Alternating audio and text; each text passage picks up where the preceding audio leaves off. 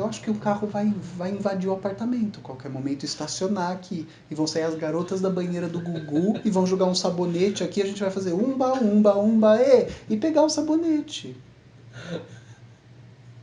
Eu devia estar gravando na rodoviária. Ia ter menos barulho. No trem de pouso de Congonhas. Perdão, Mariana Gilbert. Esta velharia, claro que eu te emprestaria. Isso é uma joia de família. Ela representa o bom negócio que minhas ancestrais fizeram vendendo sua virgindade. Sim, sendo submissas a vida toda. Ela foi passada de esposa troféu em esposa troféu até chegar em mim. É um monumento. Bom, como você já deve ter visto em algum local desta tela, o tema do vídeo de hoje é... E a tia Rita veio aqui propor uma atividade recreativa ao som de uma canção do El Chan?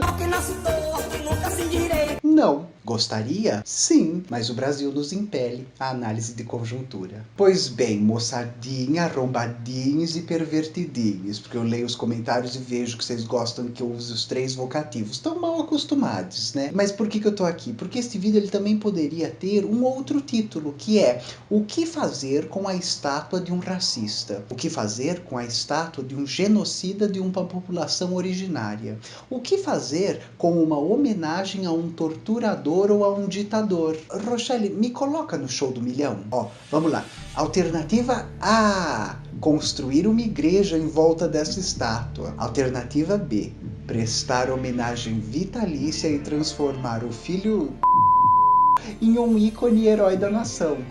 Alternativa C, fogo nos racistas e nos monumentos deles. Dona Rita, então a senhora está dizendo que é para destruir todas as estátuas que nos relembram de torturadores, genocidas de povos indígenas, torturadores de mulheres e pessoas racistas? Imagina, meu bem, que uma mulher trajada desta forma iria dizer um impropério destes. Mas o que eu estou tentando dizer é sim e não, tá? E ao longo do vídeo eu pretendo mostrar o porquê.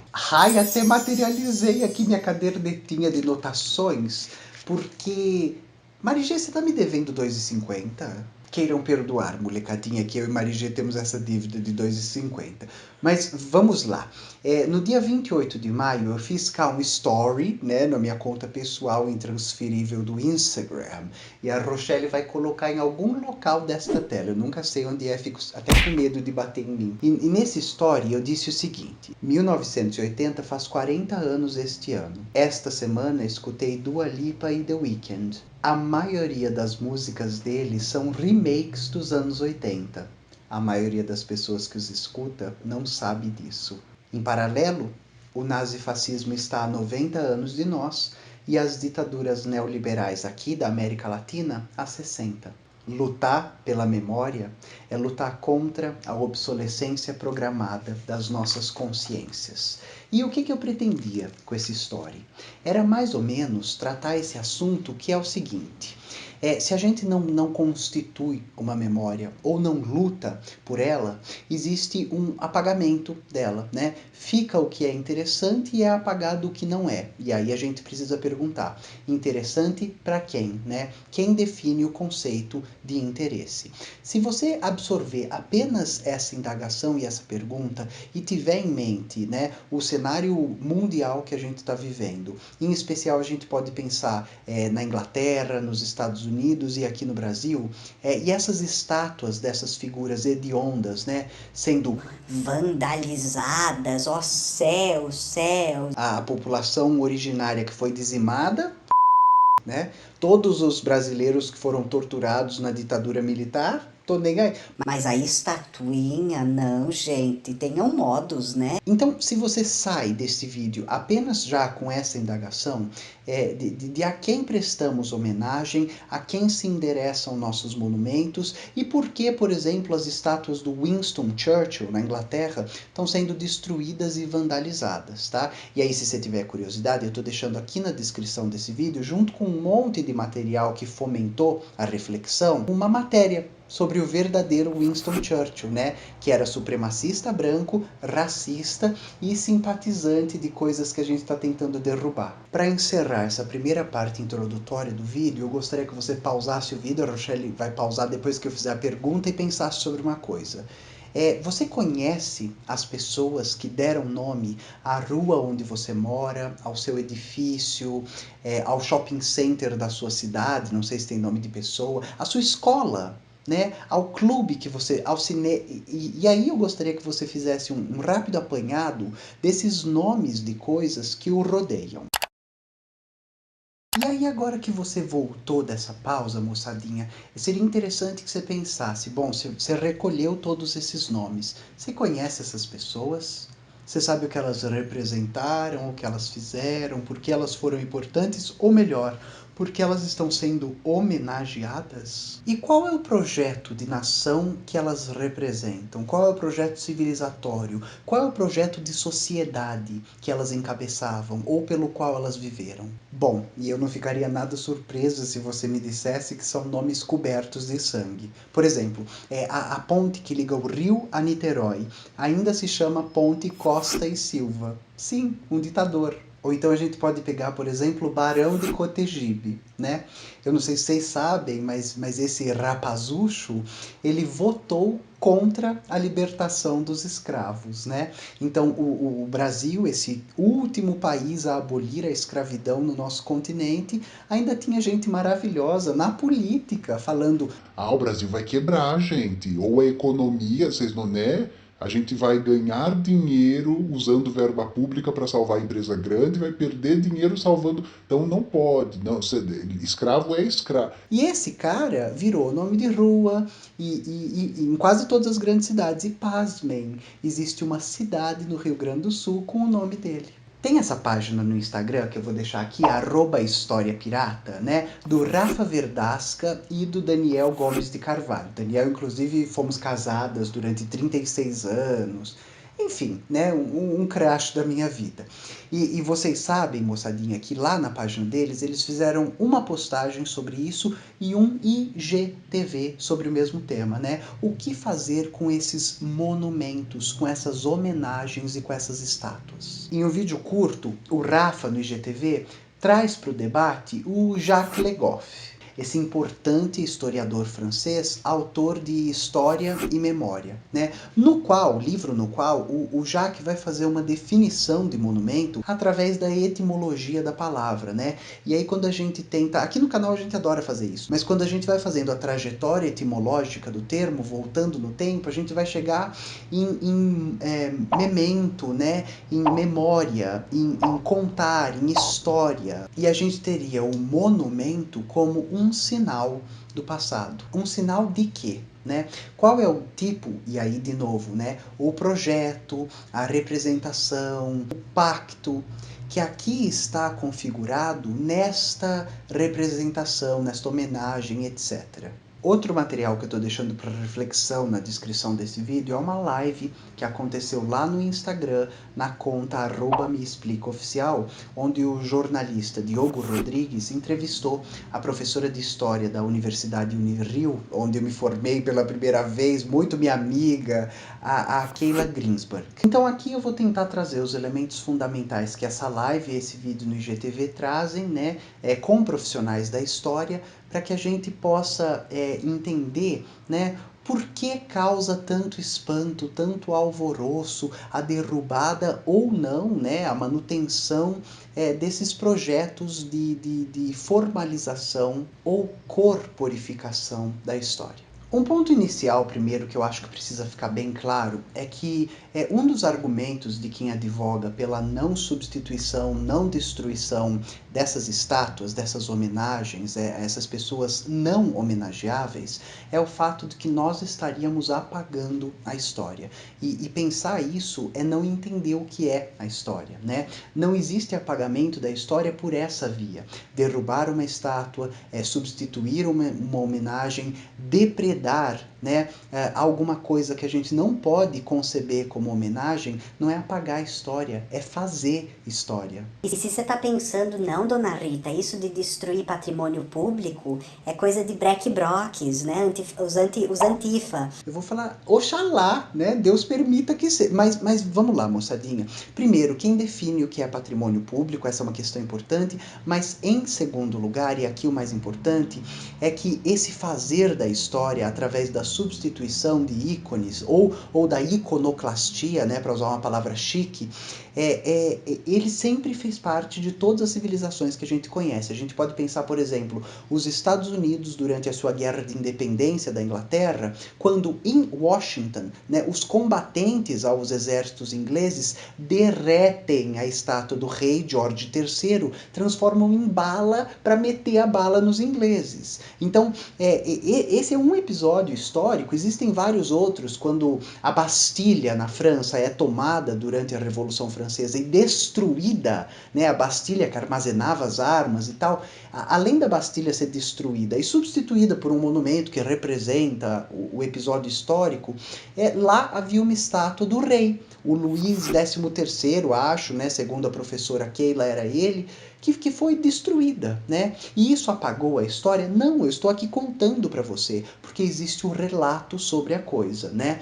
É importante que a gente pense uma coisa. No vídeo passado, eu fiz a crítica de 2 obras de arte, de 2 telas, né? Não sei se vocês lembram, se vocês viram o vídeo passado, se não viram também vai estar aqui na descrição, mas eu falei sobre Um Jantar Brasileiro e sobre A Redenção de Cã, 2 quadros declaradamente racistas que capturam o espírito de uma mentalidade e de um tempo. Se esses quadros tivessem sido destruídos por um projeto, não é que a gente não poderia contar essa história, é que a gente contaria a história da sua destruição e muito provavelmente haveriam relatos de como eram esses quadros prévios à sua destruição. E aí esse é o primeiro ponto que eu preciso que fique clara. A substituição desses ícones que não são ícones, ou a destruição dessas homenagens que a gente não consegue mais reconhecer como homenagem, né? Como que você vai homenagear o rei que escravizou o teu povo? Como você vai homenagear o rei que fez a população francesa passar fome? Isso não existe, né? Isso não é uma homenagem, né? Não é um patrimônio público porque o público não o quer. A população não reconhece aquilo. E esse é o primeiro ponto que eu preciso que fique claro, que a derrubada, que a destruição, que a retirada não significa o apagamento da história, mas significa fazer história, uma história diferente da que está sendo feita. Primeiro ponto também importante é uma distinção que a professora Keila faz na live, que é entre passado e história, né? Passado é o que passou. História é um método científico de análise e interpretação do que passou.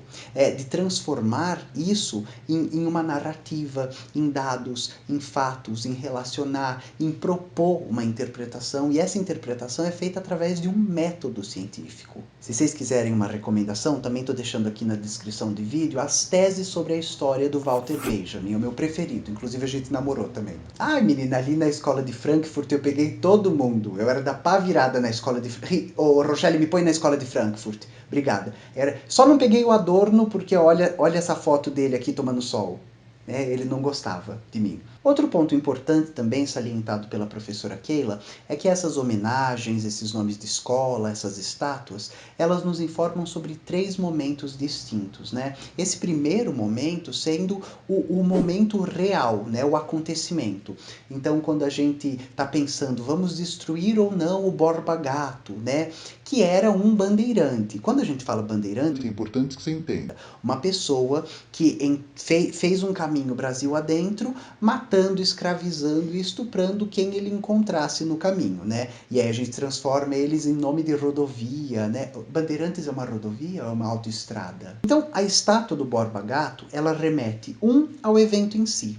2, ao momento de sua construção. Então, essa estátua em específica, que a gente quer derrubar aqui em São Paulo, que querem derrubar aqui em São Paulo, ela foi construída nos anos 60, né? Então, muito mais do que falar sobre os bandeirantes no seu tempo histórico, ela fala sobre os paulistas que a encomendam, a constroem, que pagam por ela, falam sobre o artista que a faz no século XX, né? Em meados do século XX. E aí, por isso que ele está trajado da forma como ele está trajado. Porque existe aqui, né, um papel ficcional do que foi a história. A gente pode pensar, por exemplo, no Tiradentes, né? Por que a figura do Tiradentes parece Jesus Cristo? É porque o Brasil precisava de um herói liberal, né? Os liberais queriam criar a figura de um herói. Através da Inconfidência Mineira, pegaram o coitado do Tiradentes e transformaram ele num herói nacional que se parece com quem? Jesus Cristo, né? Aquele Jesus Cristo de cabelos longos, loiro, de olho azul,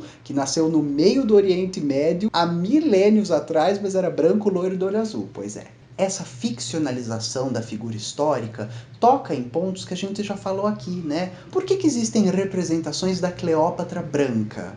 E é super importante pensar sobre isso. Quais são os interesses que estão sendo atendidos ou quais populações estão se vendo refletidas numa Cleópatra branca? E quando a gente pensa sobre isso, a gente está pensando sobre hegemonia cultural, já fizemos vídeo sobre isso. A gente está pensando sobre ideologia, já fizemos vídeo sobre isso. A gente está pensando sobre alienação, vou fazer um vídeo também. E por fim, o terceiro momento histórico ao qual esses monumentos nos remetem é o diálogo de quem o recebe e como o recebe no tempo em que o recebe. E se no tempo do seu diálogo ela se torna anacrônica, ela se torna descabida, ela se torna um impropério, o que a gente vai precisar fazer é reformulá-la, é adequá-la ao nosso tempo. E aí isso pode ser feito de várias maneiras, né? E nos Estados Unidos, em alguns lugares da Europa, existem museus onde a gente pode respeitar a dor, onde a gente pode respeitar passagens da história que a gente nunca pode esquecer, né? A gente nunca vai esquecer o Museu do Holocausto, né? E o Holocausto é uma coisa que merece homenagem? Não! Mas os museus não servem tão somente para homenagear. Né? Então será que todas essas estátuas de assassinos, de torturadores, não podem ir para um lugar específico onde a gente reflita sobre quem foram as figuras transformadas em heróis na história brasileira? E isso seria ótimo, se a gente conseguisse ali quem construiu, com que verba, amando de quem, com propósito de quê, quando ela foi retirada segundo uma demanda de quem, né? E fazer esse movimento de se confrontar com essas narrativas, com essas construções, é tirar as correntes subterrâneas da história, torná-las visíveis. É falar, o Brasil foi o país com mais partidos nazistas, nazifascistas, fora da Alemanha e da Itália. É falar, o Brasil tem uma história escravagista terrível. A gente tem uma elite que não acha que pessoas de outro tom de pele são seres humanos. A gente tem um Estado que foi herdado com um aparato que separa as pessoas, e as que podem viver e as que não podem. E aí fazer esse movimento de se deparar com a história pode ser um jeito de confrontar a história para impedir que o passado se repita, né? Se confrontar com o passado, pensar sobre ele, analisá-lo, é uma forma de evitar que ele volte para nos assombrar. Outra questão fundamental também que a gente pensa é sobre essa questão da sensibilidade, né? Que me parece uma loucura, né? Professora Keila fala sobre isso, os meninos do História Pirata falaram sobre isso, o professor Rodrigo Teixeira, do História Liberta, falou sobre isso num post, eu vou deixar também o link aqui, que é a gente tentar entender o seguinte, né? E existe uma hierarquia de sensibilidades, uma hipersensibilidade com o patrimônio. Ai, não destruam esse amontoado de ferro, de metal.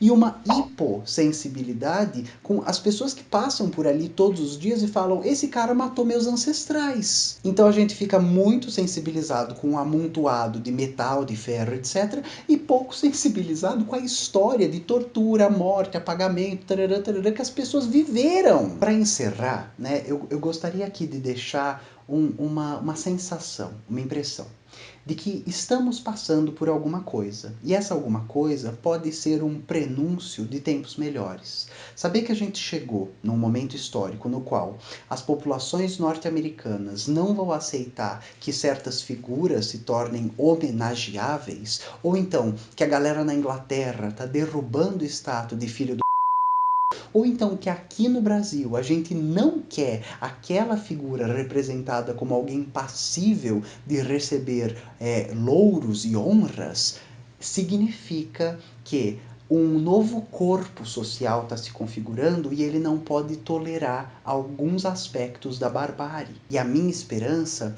é que essa ação ou essa postura não se restrinja num campo discursivo, não seja Não vamos tolerar a estátua do Borba Gato, mas se alongue para não vamos tolerar esse filme onde todos os atores são brancos, não vamos tolerar essa marca que só faz com pessoas magras seus anúncios, não vamos tolerar esse grupo de políticos onde não existem mulheres, não vamos tolerar que o Senado brasileiro, né, um país onde a maioria da população é mulher e negra, não tem uma mulher negra como representante no Senado. Eu vou deixar também aqui na descrição desse vídeo algumas séries que estão falando exatamente sobre isso, sobre uma mudança na perspectiva, sobre coisas que já aconteceram, sobre uma nova postura de não tolerar o intolerável.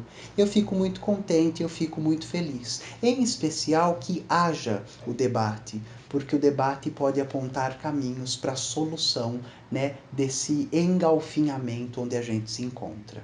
É isso, espero que você estaque fogo nos racistas e nas suas estátuas. Espero me confundir. É isso, até semana que vem. Um beijinho. Tchau.